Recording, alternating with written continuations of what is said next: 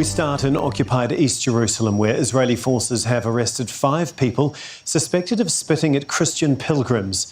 In one incident widely shared on social media, Orthodox Jews are seen walking through the Old City to mark the Sukkot holiday before spitting towards members of a Christian procession. Well, further cases of spitting have been reported in the past few days, sparking condemnation from the government and religious leaders. And Israeli forces have ordered Palestinians to shut down their stores in the Old City to allow Jewish prayers to take place. For 4 days, more than 1,000 ultra-nationalist Jews have carried out provocative tours of the Al-Aqsa Mosque complex, escorted by Israeli forces. The custodian of the compound, the Jordanian Waqf, has criticised their presence. We're joined live by Rob Reynolds, who is in occupied East Jerusalem. And if we can begin with the spitting incidents, Rob, can you just tell us a little bit more about what has happened and what reaction there has been to them?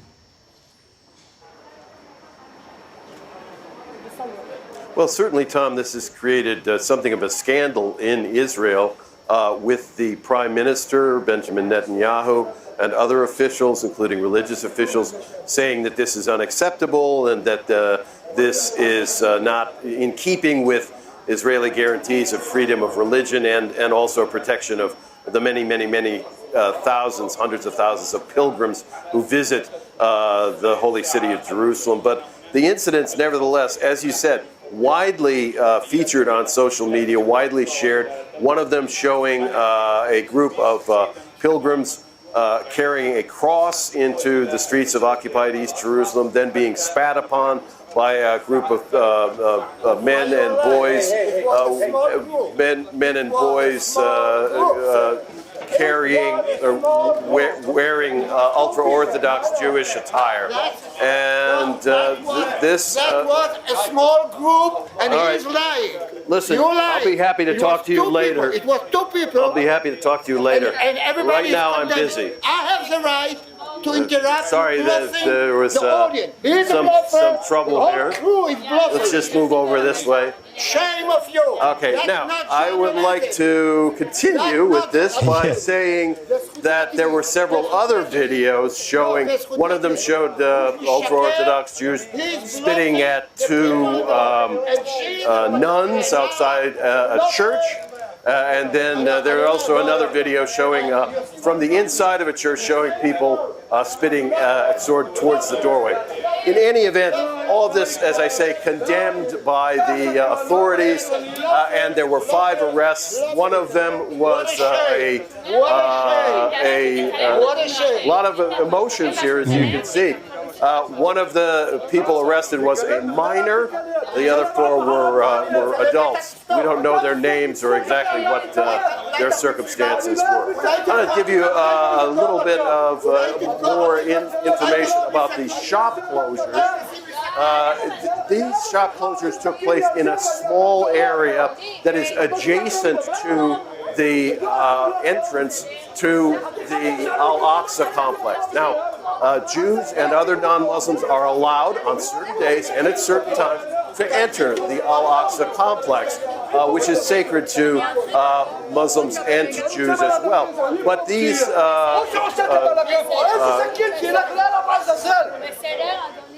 closures affected an area that is near the Al-Aqsa entrance area, but not on the site itself. Police, not the army, requested that the shopkeepers keep their shops closed in the mornings so that Orthodox Jews could then worship and hold prayer meetings, prayer services in that area. Now,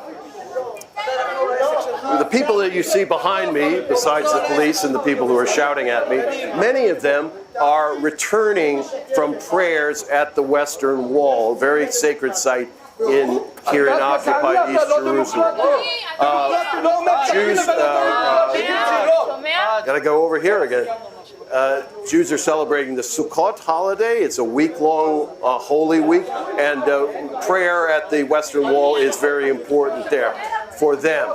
But also today, just today, over 1,000 ultra-Orthodox and settlers entered the Al-Aqsa Mosque complex again, that is allowed on certain days and at certain times. And at the Al-Aqsa complex, there is a political agenda there by the ultra-nationalists and the settlers to establish a Jewish presence there. And many of the parties that are represented in the right-wing government of Prime Minister Benjamin Netanyahu also want to change the status quo and allow Jewish prayer in that area, which currently is forbidden. So these are some of the developments, as you can see. Not exactly calm here, but I will say that despite the shouting and the raised voices, there have been no incidents of any serious violence here in Jerusalem, at least during this week. And Tom, with that, I think I'll send it back to you. Yeah, thank you so much, Rob. I guess you're getting a first-hand account of the tension there in the occupied East Jerusalem at the moment. Thanks so much. That's Rob Reynolds for us.